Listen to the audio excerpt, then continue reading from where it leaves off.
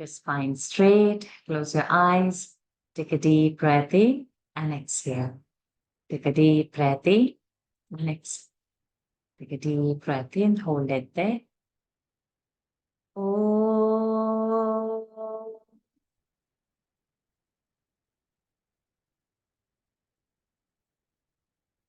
Oh.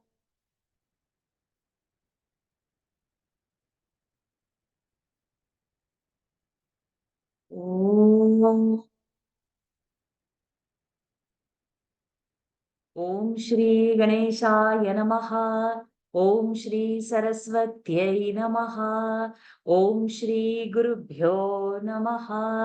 समस्तजनकल्याणे निरतं करुणामयं Namami चिन्मयं देवं सद्गुरुं ब्रह्मविद्वरं सद्गुरुं ब्रह्मविद्वरम् यो अन्तः प्रविश्य मम वाचमिमां प्रसुप्तां सञ्जीवयत्यखिलशक्तिधरस्वधाम्ना अन्यांश्च हस्तचरणश्रवणत्वगादीन् प्राणान् नमो भगवते पुरुषाय तुभ्यं प्राणान् नमो भगवते पुरुषाय तुभ्यं हरिः ओम् श्रीगुरुभ्यो नमः हरिः ओम् अगजानन पद्मार्कं गजाननमहर्निशम् अनेकदन्तं भक्तानाम् एकदन्तमुपास्महे श्रीमहागणपतये नमः गुरवे सर्वलोकानां भिषजे भवरोगिणां निधये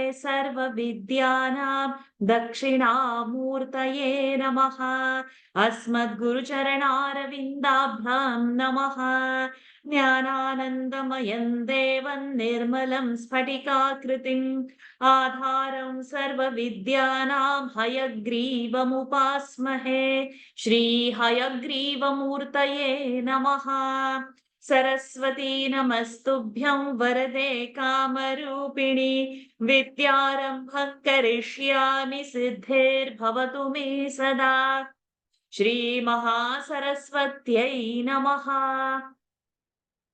उमाकोमलहस्ताब्जसम्भावितललाटकं हिरण्यकुण्डलं वन्दे कुमारं पुष्करस्रजं वेट्रिवेल् मुरुगनक्क हर हरो हर भूतनाथ सदानन्द सर्वभूतदयापर रक्ष रक्ष महाबाहो शास्त्रे तुभ्यं नमो नमः स्वामिये शरणमय्यप्पा कोमलं कूजनं वेणुं श्यामलोऽयं कुमारकः वेदवेद्यं परं ब्रह्म भासतां पुरतो मम सायंकाले वनान्ते कुसुमितसमये सैकते चन्द्रिकाया त्रैलोक्याकर्षणाङ्गं सुरवरगणिका मोहनापाङ्गमूर्तिम् सेव्यं शृङ्गारभावैः नवरसभरितैः गोपकन्यासहस्रैः वन्देऽहं रासकेलीरतमतिसुभगं वश्यगोपालकृष्णम् आनीलश्लक्ष्णकेशञ्ज्वलितमकरसत् कुण्डलं मन्दहासस्यन्दाद्रं कौस्तुभश्रीपरिगतवनमा लोरुहाराभिरामम् श्रीवत्साङ्गं सुबाहुं मृदुलसदुदरं काञ्चनच्छायचेलम् चारुस्निग्धोरुमम्भोरुहललितपदं भावयेऽहं भवन्तम् श्रीकृष्ण गोविन्द हरे मुरारे हे नाथ नारायण वासुदेव श्रीकृष्ण गोविन्द हरे मुरारे हे नाथ नारायण वासुदेव श्रीकृष्ण गोविन्द हरे मुरारे हे नाथ नारायण वासुदेव सदा सर्वत्र गोविन्द नाम संकीर्तनं गोविन्द गोविन्द नारायण अखिल गुरो भगवं नमस्ते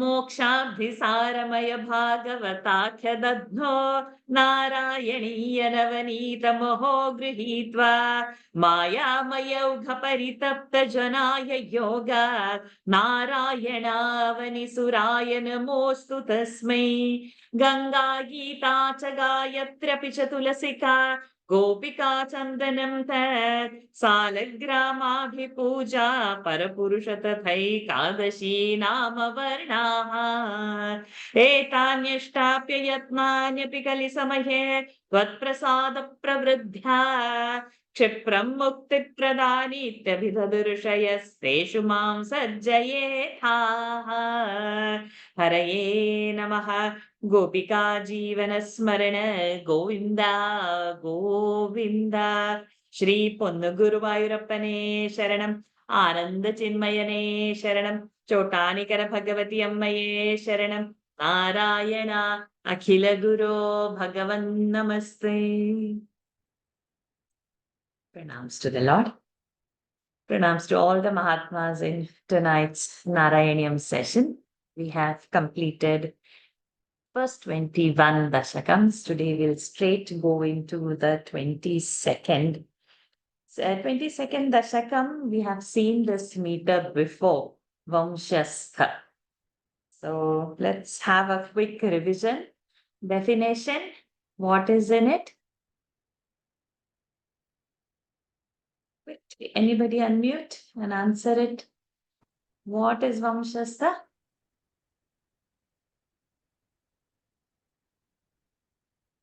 It has 12 alphabets. It has 12 alphabets. Okay, then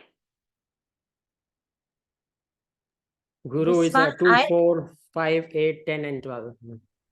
okay, but this one I took in great detail actually. Quickly, anybody? Yeah, the Gana is a Jara, Jara. Jata, Jara. Sorry, Jata, Jara. Jata Jara is the Gana. So what happens in this Gana? We saw some definition over here.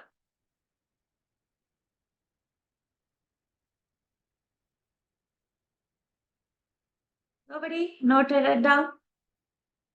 Very simple it was. Is Yarata Yanti Laghavam Bhajasash Gauravam Yanti. Okay, so what does that mean? Yarata Yanti Laghavam Bhajasa Gauravam Yanti? The position of the Gana. Okay. Explain, explain, explain. Yeah, it is Lagu Guru Lagu, Guru Guru Lagu, Lagu Guru Lagu, and Guru Lagu Guru. Yes. Okay. Some more. I'm looking for something very specific. Jatau tu vamshasthabudiritanjarau was the definition. Okay. So when we said Jatau tu vamshastham udiritam jarau. So Jatau, Jarau. So when there are the two, it becomes that Dvivachan we have, no, Jatau. Jatau tu vamshastham udiritam jaro. When there is Jagana Tagana, Jagana Ragana, it is called as Vamshastham udiritam. So how that just now, who said, I think Indira ji answered with the Laghu Guru. Who answered? Yeah, Indira ji answered. So Jatau, Ja is what? Laghu. Tau is what? Guru. Jatau tu. Tu is what? Laghu. So we have got Laghu, Guru, Laghu. Okay. So now what happens? Where in Laghu, Guru, Laghu, single one out is what? Guru, Guru. Guru is where? Guru is in the center, right? Laghu, Guru, Laghu.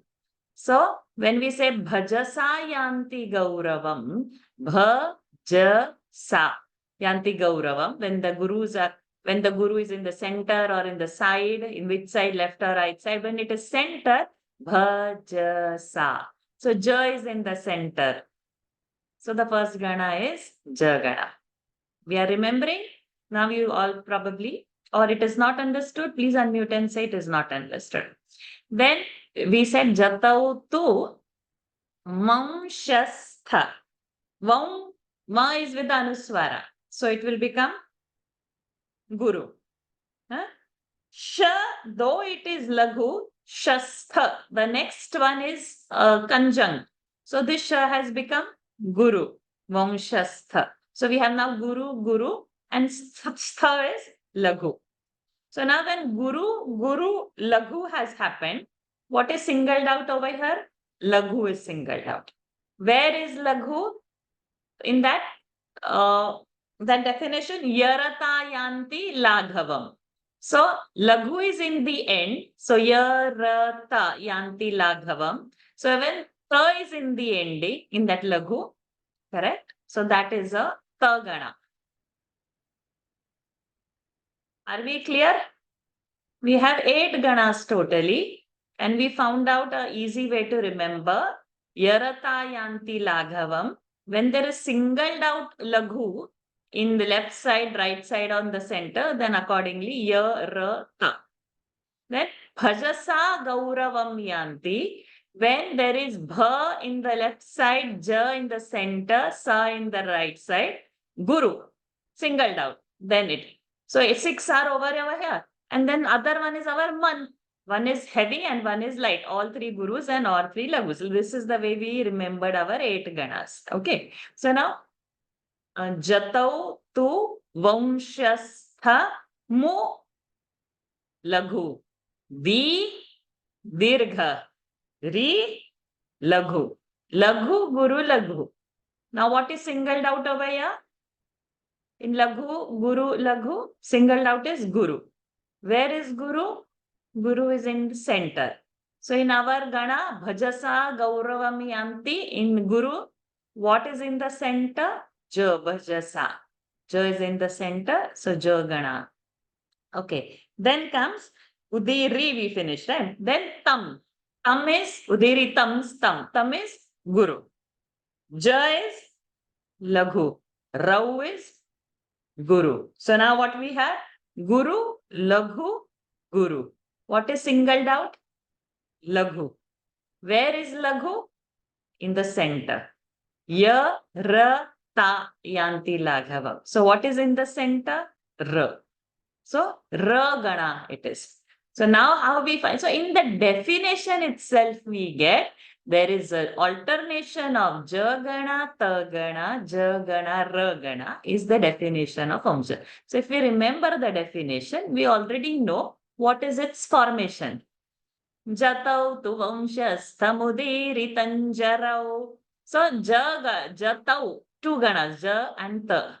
Jarau, Jagana, Ragana. Vamshasthamudiritam is Vamshastha. What is the translation? Jatah, Jara, Gana. So we are just giving a tune and we have added some Sanskrit words to it. Vamshastha is already Vamshastha and Udiritam is said, is called as Jatau tu Vamshasthamudiritanjarau.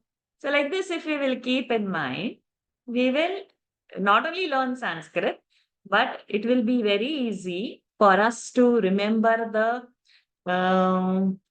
Chandas definition and what is it. So now we don't have to keep a count of how many alphabets. So if we have got now Jagana, Tagana, Jagana, Ragana, that means 4 ganas are already there. Each is having 3 alphabets. So 4 into 3 is 12. So already now it has come that this Gana has 12 alphabets. Okay. So now I feel Vamshastha we have dealt twice, so we should not forget. Okay. Our first 15 minutes have gone in this revision.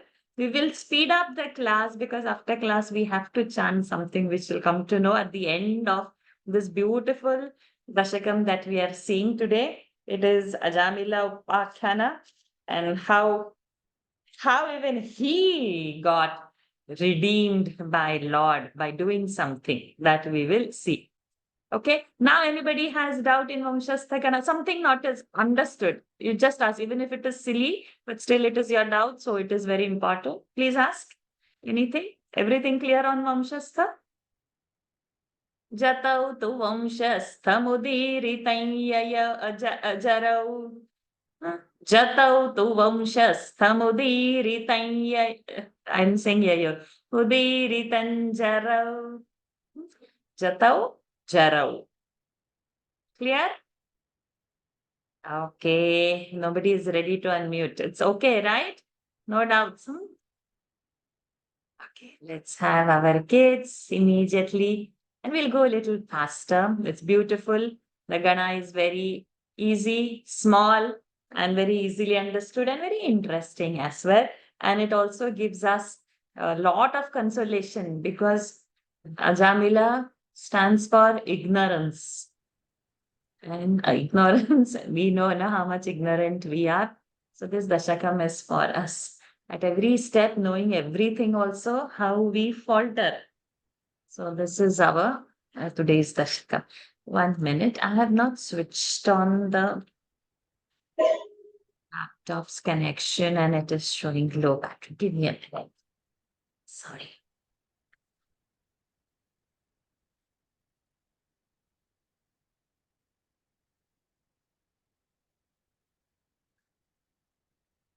I thought I made everything ready and then I've sat, but it is not like that. Something has to be a big. Okay, Kate. So Anika is starting. Okay, let us start.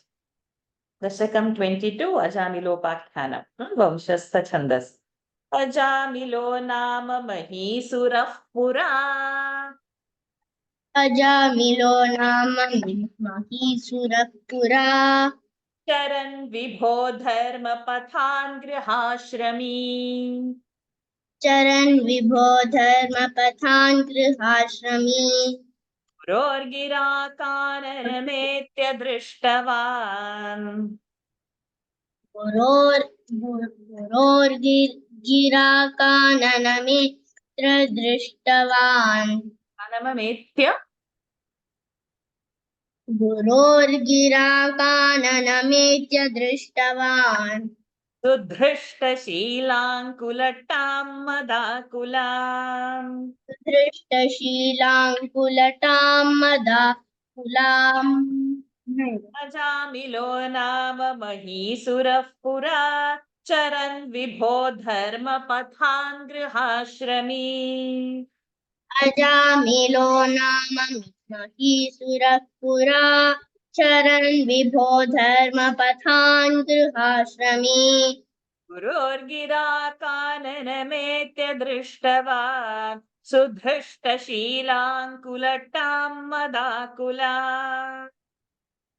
पुरोर्गिराकाननमेत्यवान् सुधृष्टशीलं शीलङ्कुलटां मदाकुला अजामिलो नाम महिषुरः पुरा चरन् विभो धर्मपथान् गृहाश्रमी गुरोर्गिराकाननमेत्य दृष्टवान् सुधृष्टशीला कुलटां मदाकुलाम् So, Ajamilo Nama, Ajamila name, Mahisuraha Pura, long ago, Mahisuraha, there was one great Brahmana, Charan Vibho, he was Dharma Pathan and Grihashrami. Charan, Dharma Pathan Chara, he was very dharmic, he was going on the path of Dharma, and he was Grihashrami, he was Grihastashrami, he had wife and kids, okay? Guror Gira words. Guru can be Guru also, can be father also. On his Guru's words or on his father's words, Kanana Etya. He reached forest. Probably his father or Guru sent him to forest to collect probably some wood for Homakunda or some darbha grass for puja or whatever. He had asked to go to the forest to get whatever things. Drishtavan. That time he saw what? Sudhrushtashila Kulatam Madakulam. So he saw a lady over there who was Madakulam, who was taking to drinking, who was Kulatam, not so very good, and Sudhrushtashila, also not the character was not so very good. He saw such a lady out over there. Ajamilo nama Mahisurah Pura. Charan Vibho Dharma Pathan Grihashrami Gurorgira Kananametya Drishtavan Sudhrishtashilankulatam Madakula. Anish Swataf Prashantopi Tadahritashayah ततः प्रशान्तोऽपि तदा हृताशयः स्वधर्ममुत्सृज्य तया समारमन् स्वधर्ममुत्सृज्य तया समारमन् अधर्मकारी दशमी भवन् पुनः अधर्मकारी दशमी भवन् पुनः दधौ भवन्नामयुते सुते रतिम् तथौ भवन्नामयुते सुते रतिम् स्वतः प्रशान्तोऽपि तदा हृताशयः स्वधर्ममुत्सृज्य तया समारमन् स्वतः प्रशान्तोऽपि तदा हृताशयः स्वधर्ममुत्सृज्य तया समारमन् अधर्मकारी दशमी भवन् पुनर्दधौ भवन्नामयुते सुते रतिम् अधर्मकारी दशमी भवन् पुनर्दधौ भवन्नामयुते सुते रतिम् स्वतः प्रशान्तोऽपि तदा हृताशयः स्वधर्ममुत्सृज्य तया समारमन् अधर्मकारी दशमी भवन् पुनर्दधौ भवन्नामयुते सुते रतिम् स्वतः प्रशान्तो अपि also स्वतः prashantah, though he has a prashantam, means very shanta mind, very calm and controlled mind, even though he had such a calm and controlled mind, tada, that time ashaya, he lost his heart. He lost his core heart to that lady. Though he was very controlled, though he was dharmacharan, he still lost his heart to that lady. And swadharma utsrujya, we have seen this Liyabantavya. Having given up swadharma, having given up the path of his dharma, taya, into her, to her, samaraman, his mind engaged in her. Then adharmakari dashami bhavan punaha. So adharmakari. So from dharmic path, he became completely adharmic. And when dashami bhavan, when he became old, tadhau bhavan nama, your name, bhavan nama, Bhattatiri saying to Lord Krishna, bhavan nama, your name, ayute sute ratim. So he bore a son from that lady, and to that lady, to that son, he has given Bhagwan's name. So in this it is not mentioned, but over there in Bhagavatam we get that he has given Narayana name to his son. But he was attached to Suterati. He was attached to this son. स्वतः प्रशान्तोऽपि तदा हृताशयः स्वधर्ममुत्सृज्य तया समारमन् अधर्मकारी दशमी भवन् पुनर्दधौ भवन्नामयुते सुते रतिम्. So over here we have to understand that how it is for us. Yes, we lead path of dharma, but many times we also get attracted to adharmic path very easily. And we are not always in dharmic state unless and until that we acknowledge to ourselves. It's not telling to the world. Our mind easily attracts to the wrongdoings. We go to temple, but we also engage ourselves in wrong acts. And there is the fall.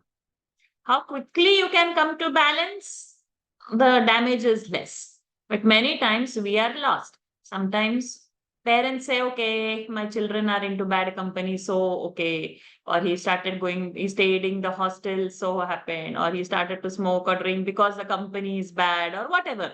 Always it is given to others. But it should be the tendency in us that attracts to such things. So if our tendency is on the dharmic very strong, then this may come and go and it will not touch. But because also we have a liking and curiosity of a wrongdoing, we get into such path. And this point, how many years go to come back, it is, it takes longer time. But we'll see now how he is saved. Yes, Arjun. So, Samrityukale Yamaraja Kinkaran. मृत्युकाले Yamraj किङ्करान् भयङ्करां स्त्रीनभिलक्षयन् धिया भयङ्करां स्त्रीनभिलक्षयन् भिया पुरामनाक्त्वत् स्मृतिवासनाबलात् रामनाक् त्वत्स्मृतिवासनाबलात् जुहावनारायण नामकं सुतम् जुहाव नारायण नामकं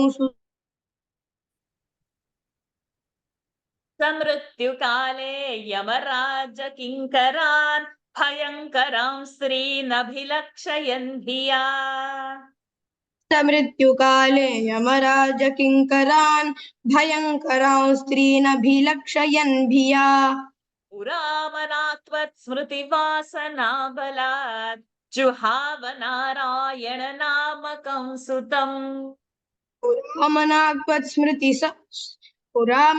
त्वत्स्मृतिवासनाबलात् जुहाव नारायण नामकं सुतम् समृत्युकाले यमराज किङ्करान् भयङ्करां स्त्रीनभिलक्षयन् भिया पुरामनाक् त्वत्स्मृतिवासनाबलात् जुहाव नारायण नामकं सुतम्. So now what happens out over here? So Samrutyukale. So now he's old and now the time of death has arrived. Then Yamaraja Kinkaran. Yamaraja's dutas, his sevaks, Yamaraja's messengers have come. And what did he see? Abhilakshayan. Abhilakshayan, he saw before him what? Bhayankaran Treen. Teen Kinkaran. That in the first line. 3 ferocious, fierce-looking Yamadutas, messengers, Abhilakshayan, he saw. And then, he got frightened. Pura, earlier, Mana, somewhere little in the corner of his mind, Tvatsmriti, Bhattatiri is saying that God's Smriti, he had Vasana Balat with his. Then, Juhava, he called out. Narayana Namakam Sutam. He didn't call Narayana. His Suta, his son, whose name was Narayana, Juhava. He called Narayana, not Lord, son. He called out. Samrutyukale Yamaraja Kinkaran Bhayankaram Strinabhilakshayan Bhiya Puramanatvat Smritivasanavalat Juhava Narayana Namakam Sutam. Any more kids are there? Okay. Let's adults please raise your hands. Yes, Sumita Bhatijaji, good to see you volunteer first itself. Yes. Durashayasyapi tadatva nirgatat nirgat. We'll have to do it together. Would you be able to? Nirgata, you hold that way. Then we will join it. दुराशयस्यापि तदात्मनिर्गतत् दुराशयस्यापि तदात्मनिर्गतत् say full and then yasyap durashayasyapi tadatmanirgatat. Nirgatat, that gatatva we will join it later. Nirgatat tvadiya namakshara vaibhava. Tvadiya namakshara vaibhavat. Purobhipetur bhavadiya parshadaha. Puropipetur bhavadiya parshad. Puropipetur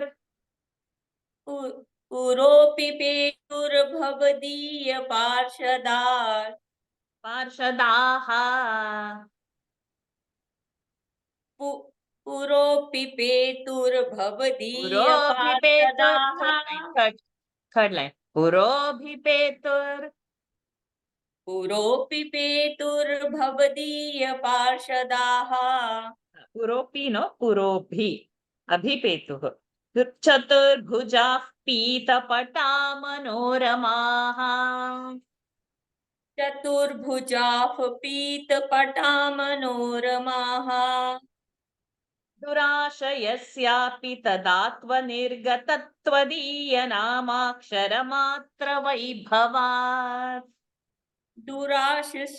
दुराशयस्यापि तदात्मनिर्गत sorry दुराशय okay correct दुराशयस्यापि तदात्मनिर्गतत्वदीयनामाक्षरमात्रवैभवात् Very good.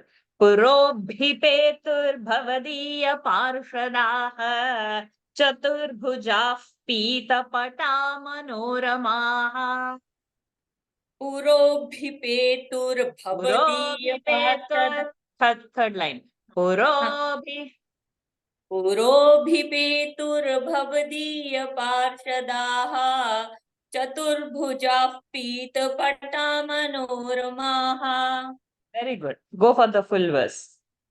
दुराशयस्यापि तदात्मनिर्गतत्वदीयनामाक्षरमात्रवैभवात् पुरोभिपेतुर्भवदीय पार्षदाः चतुर्भुजाः पीतपटा मनोरमाः Very good. Good. Now what happens? Durashayasyapi, though he was not of a good mind, those his actions were very bad, he was Durashaya. Then also, tadatva nirgata tvadiya namakshara matra vaibhavat. Namakshara matra vaibhava. Tvadiya. Your Nama's Vaibhava. Just now, he didn't call Lord. He has called his son. But uttering Narayana, that Nama Vaibhava is so much. It's so big that Bhavadiya Parshadaha, your messengers, who are Manoramaha, very beautiful. Chaturbhujaha, like Lord they are, with four-handed. Pitapataha, wearing yellow robes, like Lord. Abhipetuhu, they appeared that time. Immediately. Tadatva nirgata. Immediately, the moment he calls his son Narayana, Narayana's emissaries in the form of looking like Narayana only appear over there. Durashayasyapi, this is to be underlined. So much happy. He has left his family, he's left his parents, he's left everybody. And till he becomes old, he is staying in that forest with somebody. He's bore a son out over there also. Whole life is gone. Now the death time has come and he's called Narayana and Narayana's emissaries come. So here Bhayankara looking Yama emissaries and here Manorama looking Lord's emissaries have come. See imagine that scene now. Durashayasyapi tadatva nirgatatvadiya namakshara matra vaibhavat purobhipetur bhavadiya parshadaha chaturbhujah pitapata manoramaha.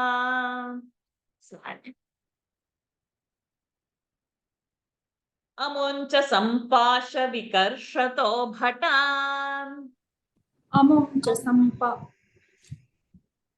अमुञ्च सम्पाश विकर्षतो भटान् विमुञ्चतेत्यारुरुधुर्बलादमी विमुञ्चतेत्यारुरुदुर्बलादमी निवारितास्ते च भवज्जनैस्तदा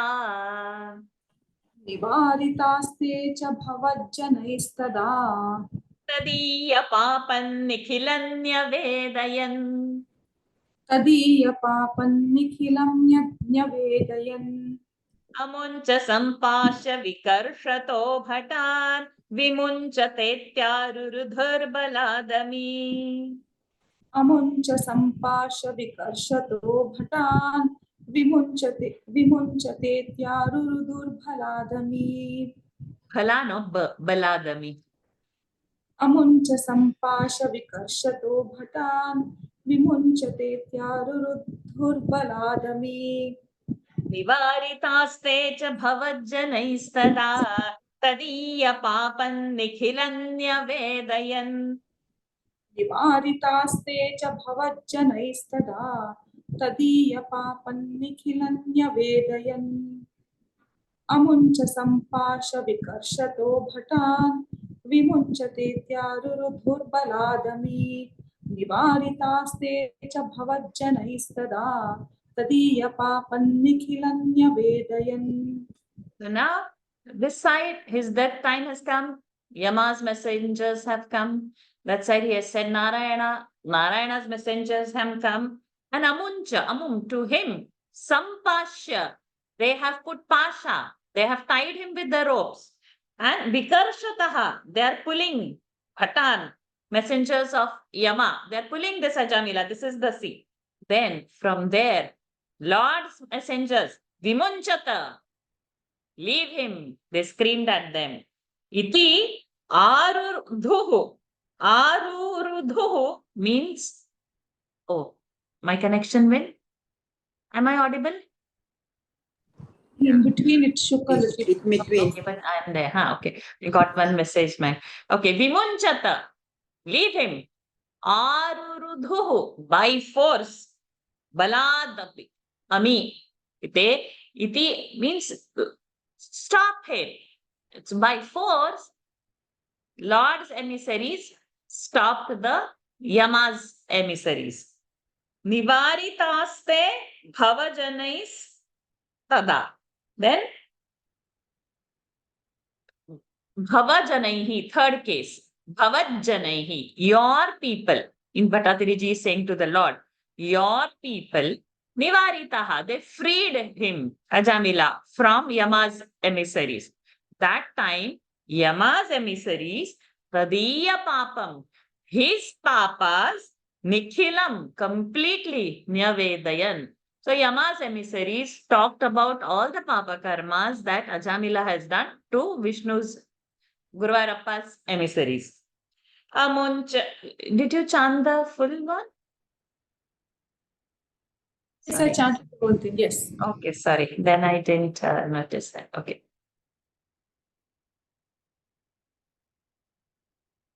Amuncha sampasha vikarshato bhatan vimunchatetyarurudhurbaladami nivaritaste cha bhavajjanaistada tadiya papan nikhilanya vedayan. See? Bhavantu papani kathantu nishkrite. Bhavantu papani kathantu nishkrite. Kritepi bhodandanamasti panditaha. Kritepi bhodandanamasti panditaha. Na nishkritih kim vidita bhavadrusham. Na nishkritih kin vidita bhavadrusham. Iti prabho tvat purusha babhashire. Iti prabho tvat purusha babhashire. Bhavantu papani kathantu nishkrite. Kritepi bhodandanamasti panditaha. Bhavantu papani kathantu nishkrite. Kritepi bhodandanamasti panditaha. Na nishkritih kim vidita bhavadrisha. Iti prabho tvat purusha babhashire. Na nishkritih kin vidita bhava. Na nishkritih kim vidita bhavadrisham. Iti prabho tvat purusha babhashire. Bhavantu papani kathantu nishkrite. Kritepi bho dandanamasti panditaha. Na nishkritih kim vidita bhavadrisham. Iti prabho tvat purusha babhashire. So now this is the scene. Yama's Duta have told to Guruvayurappa's Dutas, all the papas he did. Then Guruvayurappa's Duta are telling to Yama Duta, Bhavantu papani. There may be lot of papani, plural. There may be many papas. Katham tu nishkrute. Nishkrute. They are undone. Means he is released from the sins. And Krutepi bho dandanam asti panditaha. how much ever papa they have done, will there be any more punishment? Dandanam asti kim? Will there be any punishment who has been freed from the sins? Na nishkritihi. There is no atonement. Kim na vidita bhavadrusham. There is, don't you all know about undoing of the papas? Na nishkriti vidita kim? You don't you know? Bhavadrusham, people like you, don't you know that, because he has chanted Lord's name. So whatever has been done, Papa, by chanting Lord's name, all the sins have been washed. So Nishkriti, the Papa has been undone. So don't you all know Bhavadrusham, people like you don't know, this? Like this, Vishnu Dutas is asking Yamaduta. And the last line, Iti Prabho, Bhattatiri is saying to the Lord, O Lord, Tvat Purusha, your messengers, Tvat Purushaha, Babhashire, said so. So this particular line will be repeated now for next few shlokas. Iti Prabho Tvat Purusha Babhashire, like this, your messengers are. So now the messengers are going to talk to Yamadutas, and after every verse, next few verse, we will see this line repeating. Bhavantu papani kathannu nishkrite कृतेऽपि भो दण्डनमस्ति पण्डिताः न निष्कृतिः किं विदिता भवादृशा इति प्रभो त्वत्पुरुषा बभाषिरे. कार्तिक जी.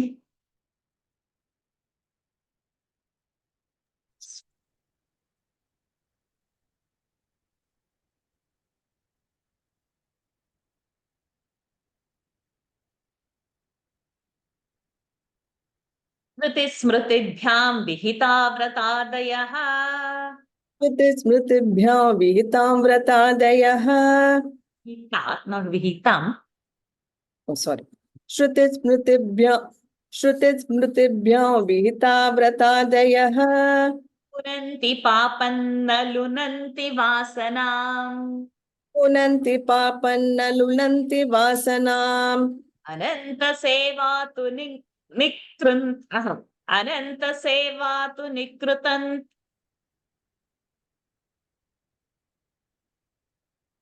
अनंत सेवा तु निकृन्तति द्वयीम्. अनंत सेवा तु निकृन्तति द्वयीम्. इति प्रभो त्वत्पुरुषा बभाषिरे. So that line, इति प्रभो त्वत्पुरुषा बभाषिरे, will repeat. इति प्रभो त्वत्पुरुषा बभाषिरे. श्रुति स्मृतिभ्यां विहिता व्रतादयः पुनन्ति पापन्न लुनन्ति वासनाम्. श्रुतिस्मृतिभ्यां विहिता व्रतादयः पुनन्ति पापन्न लुनन्ति वासनाम्. अनंत सेवा तु निकृन्तति द्वयीम्. इति प्रभो त्वत्पुरुषा बभाषिरे. अनंत सेवा तु निकृन्तति द्वयीम्. इति प्रभो त्वत्पुरुषा बभाषिरे. श्रुतिस्मृतिभ्यां विहिता व्रतादयः पुनन्ति पापन्न लुनन्ति वासनाम्. अनंत सेवा तु निकृन्तति द्वयीम्. इति प्रभो त्वत्पुरुषा बभाषिरे. Very good.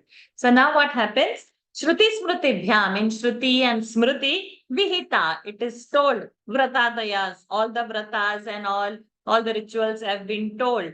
But with that, punanti papam, with that, papas will go. In Shruti Smriti, the ways to reduce the papa, to undo the papa is been told. But na lunanti vasanam, it will not wash our mental tendencies. Some asanas we carry. By that behavior, we behave in the certain ways. Like Duryodhana says, I know what is dharma. I know what is adharma. But my vasanas are so strong, I can't turn to dharma. My mind is tending towards adharmic only. So Veda, you might know, it will wash your sins, but mental tendencies, it will not wash. But Ananta Seva to Lord, infinite Seva to Lord, Nikrantati Dvayim, both, Dvayi, both, means Papa also will go and Vasana also will go by doing Ananta Seva of the Lord. iti prabho tvat purusha babhashire. Lord, your messengers have said like this. Shruti smritibhyam vihita vratadayah punamti papanna lunanti vasana ananta seva tu nikruntati dvai iti prabho tvat purusha babhashire. Pushpanji. अनेन भोजन्म सहस्रकोटिभिः अनेन भोजन्म सहस्रकोटिभिः कृतेषु पापेष्वपि निष्कृतिः कृता कृतेषु पापेष्वपि निष्कृतिः कृता यदग्रहीणाम भयाकुलो हरेः यदग्रहीन्नाम भयाकुलो हरेः इति प्रभो त्वत्पुरुषा बभाषिरे. इति प्रभो त्वत्पुरुषा बभाषिरे. Shire, she should be short. Huh? Anena bhojanma sahasrakotibhihi कृतेषु पापेष्वपि निष्कृतिः कृता. अनेन भोजन्म सहस्रकोटिभिः कृतेषु पापेष्वपि निष्कृतिः कृता यदग्रहीन्नाम भयाकुलो हरेः इति प्रभो त्वत्पुरुषा बभाषिरे. यदग्रहीन्नाम भयाकुलो हरेः इति प्रभो त्वत्पुरुषा बभाषिरे. अनेन भोजन्म सहस्रकोटिभिः कृतेषु पापेष्वपि निष्कृतिः कृता यदग्रहीन्नाम भयाकुलो हरेः इति प्रभो त्वत्पुरुषा बभाषिरे. So now what he says, yadagrahin nama, yad nama grahit bhayakulaha harehe. Hari's nama out of fear, also though he has taken, but by that, anena, by that, oh Lord, janma sahasra koti dihi, papas done by so many years, janmas of their lifespans on past lives also. Kruteshu papeshu, all that. Nishkrutihi krutaha. He has undone all the papas. His all sins have been washed up, though he has taken Lord's name out of fear, not for the Lord's sake, but just by chanting Lord's name, just by chanting Narayana, his sin has been washed up. So, iti prabho, O Guruvayurappa, Vat Purusha Bhashire, your messengers have said like this. Anena bhojanma sahasra kotibhihi kriteshu papeshvapi nishkritih krita yadagrahinnama bhayakulo harehe iti prabho tvat purusha bhashire. Radha Krishnan ji.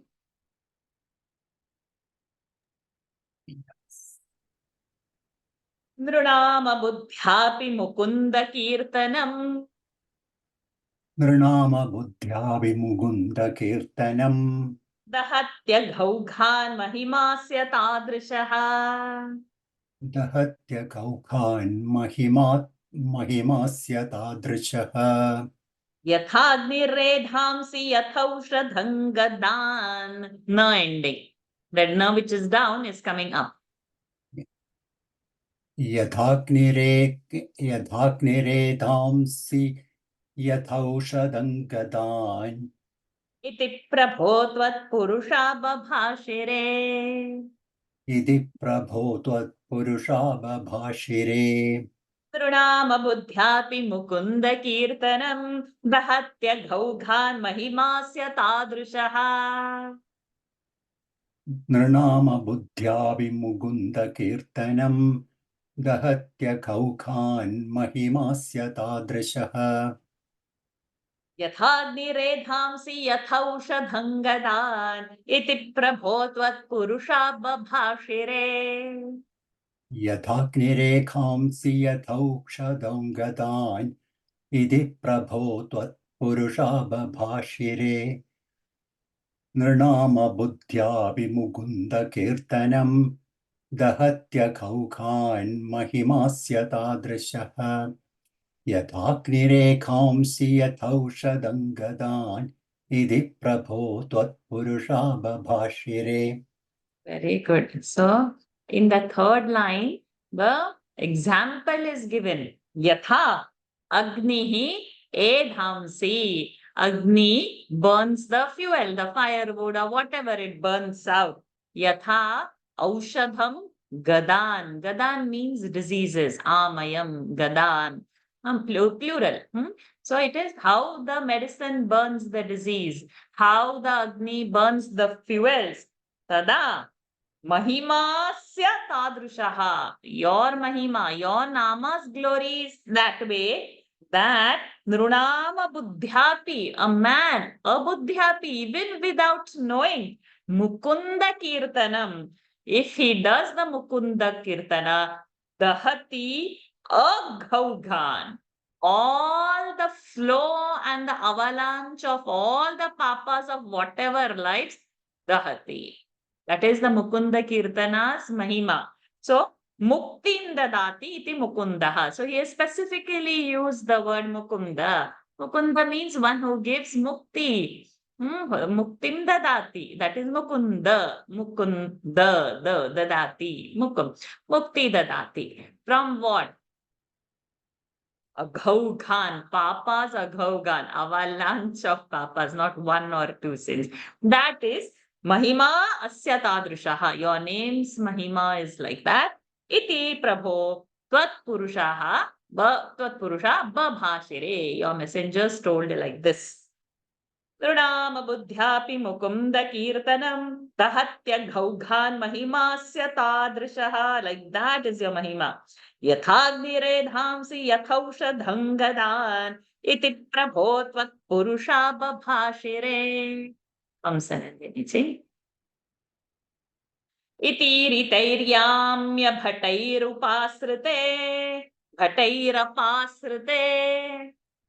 इति ऋतैर्याम्य भट्टैरपाश्रुते श्रु नो सृ भवद्भटानाञ्च गणेति रोहिते भवत्पठानाञ्च गणेति रोहिते तिरोहिते end that line भवत्स्मृतिं कञ्चन कालमाचरन् भवत्स्मृतिं कञ्चन कालमाचरन् भवत्पदं प्रापि भवद्भटैरसौ भवत्पदं प्रापि भवत्भटैरसौ इति ऋतैर्याम्य भटैरपाश्रिते भवद्भटानाञ्च गणेति रोहिते इति ऋतैर्याम्य भटैरपाश्रिते भवत्पटानाञ्च गणेरितोरि रोहिते Tirohite is to disappear. Bhavat smritin kanchana kalamacharan bhavat padam prapi bhavat bhatairasau. Bhavat smritin kanchana kalamacharan bhavat patha prapi bhavat bhatairasau. Go for the full one. Okay. Iti ritairyamya bhatairapasrute bhavat pathanancha ganeri tori tirohite bhavat smritin kanchana kalamacharan bhavat pata prapi bhavat patairasau. The Mahaprana, ta Alpaprana. Not but thai, ha, thai. But you will get it, sir. Ta should come. Not tha. Okay. So now, iti ritaihi, having said so, yamya bhataihi, the yamas dutas, apasarute, went away. And bhavat bhatanam, your emissaries also, your sevaks also, gane tirohite, with that entire group, tirohite, they also disappeared. Then, bhavat smritim, kanchana, kalam acharan, for some time, bhavat smriti, means Ajamila was thinking of the Lord. Kinchit kalam acharan. He sat for some time thinking of the Lord. And then bhavat padam prapi bhavat bhatairasau. Bhavat bhataihi. Then your Lord, your emissaries came again and Asau, they took him to you. So, having the scene is Yama's went, Lord's emissaries went, Ajamila sat for meditation on the Lord. Then after some time, the Lord's emissaries come back and take Ajamila to Lord. Iti ritairyamya bhatairapasrite bhavadbhatanancha gane tirohite bhavat smritin kanchana kalamacharan bhavat padam prapi bhavat bhatairasau. Sajivji. Swakinkaravedana shankito yamaha. Swakinkaravedana shankito Yamaha. Yamaha. That sir has gone up as a visarga. Then we start with Twadangri bhakteshu nagamyatamiti. Visarga sakara. Twadangri bhakteshu nagamyatamiti. Swakiya bhrityanana shishikshidukchakaihi. Swakiya bhrityana Shishiksha-duchakaihi. So it is Bhrityan ashishikshat, but that will become Bhrityan Bhrityana shishikshakat. That's Swakiya bhrityan shishikshidukchakaihi.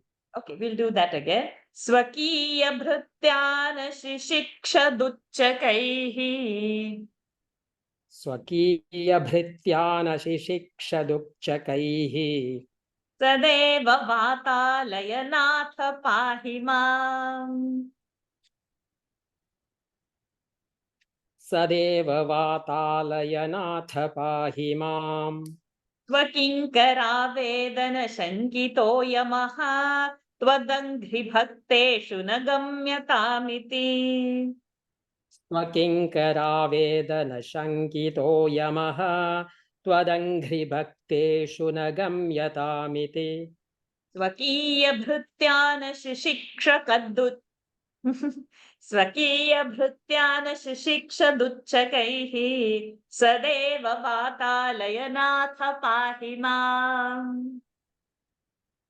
Swakiya bhrityana shishikshadukchakaihi sadeva vatalayanaatha pahimam. Swakinkaravedana shankito yamaha twadangri bhakteshu nagamyatamiti. Swakiya bhrityana shishikshadukchakaihi sadeva vatalayanaatha pahimam. So now Swakinkara Avedana. So his messengers Avedana, what the messengers come back and reported to Yamaha. Ashankitaha. Yamaha got frightened. And Twadangri Bhakteshu. The bhaktas who have reached your lotus feet, na gamyatam, they should not go. Swakiya Bhrityan, to his Swakiya Bhritya, to his messengers, ashishikshat. He warned them, uchchakaihi, very strictly. So Yama got frightened and Yama told his messengers very strictly, never go to the devotees who have reached Lord's feet or who have held Lord's feet. Sadeva Vatalayanatha Pahimam. Oh Guruvarappa, you are doing such miracles. Now I am approaching you. You please Pahimam, protect me. Swakinkaravedana shankito yamaha twadangri bhakteshu nagamyatamiti. Swakiya bhrityanana shishikshadutchakaihi sadeva vatalayanatha pahimam. Sada sarvatra Govinda Nama Sankirtanam. Govinda, Govinda, Narayana, Akhila Guru, Bhagavan Namaste. So we have comfortably completed this Dashaka. There are two more hands raised, Lalita ji and Shri Vidyalakshmi ji. What we will do is both of you chant the last line. Lalita ji, I'll just add a spotlight. And Shri Vidya Lakshmi ji, just the last verse, please chant. स्वकिङ्करा वेदन शङ्कितो यमः त्वदङ्घ्रिभक्तेषु न गम्यतामिति स्वकीयभृत्या न शिशिक्षदुच्चकैः तदेव वातालयनाथ पाहि माम्। सदा सर्वत्र गोविन्द नाम संकीर्तनं Govinda Govinda. So, Lalita ji. स्वकिङ्करावेदन शङ्कितो यमः त्वदङ्घ्रिभक्तेषु न गम्यतामिति स्वकीयभृत्या न शिशिक्षदुच्चकैः सदैव वातालयनाथ पाहि माम्। सदा सर्वत्र गोविन्द नाम संकीर्तनं गोविन्द गोविन्द। नारायण अखिल गुरो भगवन् नमस्ते। So with this beautiful Ajamila Upakhanam we have completed. We have seen how Guruvayurappa melts down hearing his name, Narayana. So on this, long back in a stotra session, we have learned one beautiful stotram, which now Veena will chant for us. We'll just rejoice that and we'll call out for Lord's Nama. But to you, Veena. कल्याणरूपाय कलौ जनानां कल्याणदात्रे करुणासुधाब्धे कम्पादिदिव्यायुधसत्कराय वातालयाधीश नमो नमस्ते। नारायण नारायण नारायण नारायण नारायण नारायण नारायण नारायण नारायण नारायण नारायण नारायण नारायण नारायण नारायण नारायण नारायणेत्यादि जपद्भिरुच्चैः भक्तैः सदा पूर्णमहादयाय स्वतीर्थगाङ्गोपमवारिमग्न निवर्तिता शेषरुजे नमस्ते। नारायण नारायण नारायण नारायण नारायण नारायण नारायण नारायण नारायण नारायण नारायण नारायण नारायण नारायण नारायण नारायण ब्राह्मे मुहूर्ते परितः स्वभक्तैः सन्दृष्ट सर्वोत्तम विश्वरूप स्वतैल संसेवकरोगहत्रे वातालयाधीश नमो नमस्ते। Narayana Narayana Narayana Narayana Narayana Narayana Narayana Narayana Narayana Narayana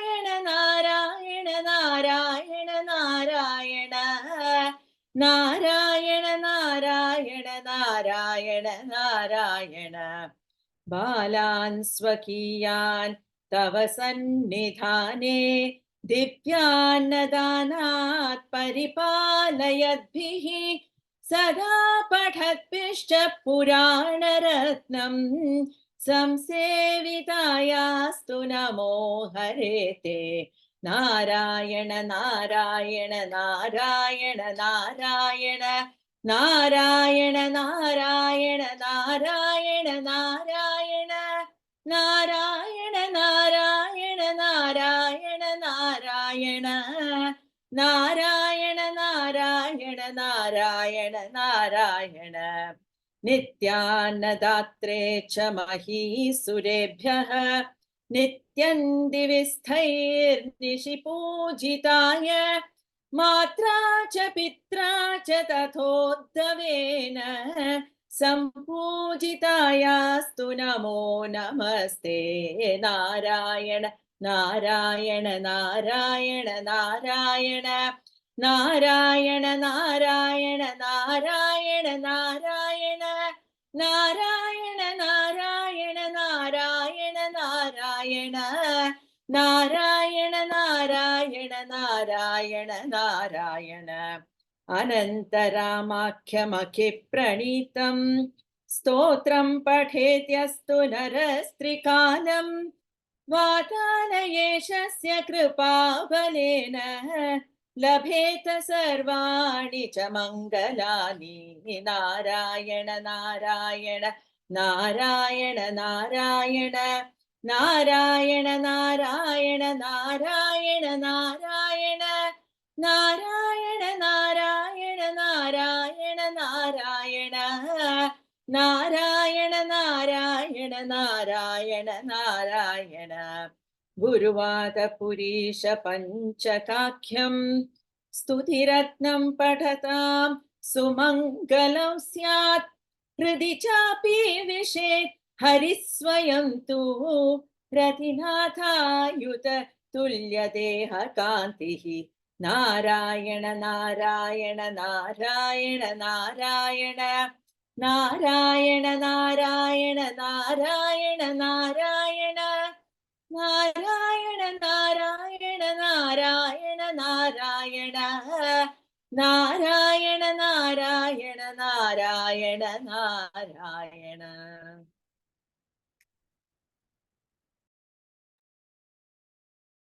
Thank you, Veena, so much for the soulful rendering. And may we always have strength to chant his name, and we should at least memorize this beautiful stotra.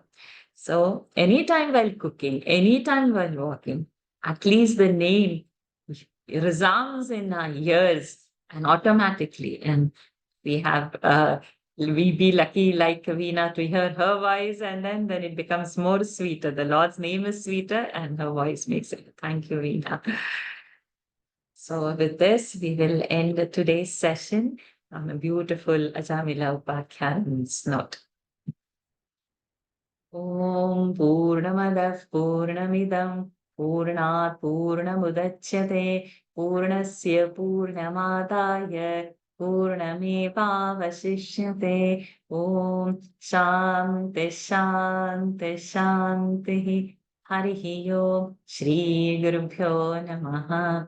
Harihi Om Shri Krishnarpanamastu. Hari Om, everyone. Thank you for joining this beautiful session today. Hari Om. Hari Om. Thank you. Hari Om. Thank you, Hari Shaji. Om. Hari Om. Thank you so Hari much, Om, Bhartaji. Auntie. Hari Om, sweetheart. Thank you, Varshaji. Thank you, Veena-ji. So lovely.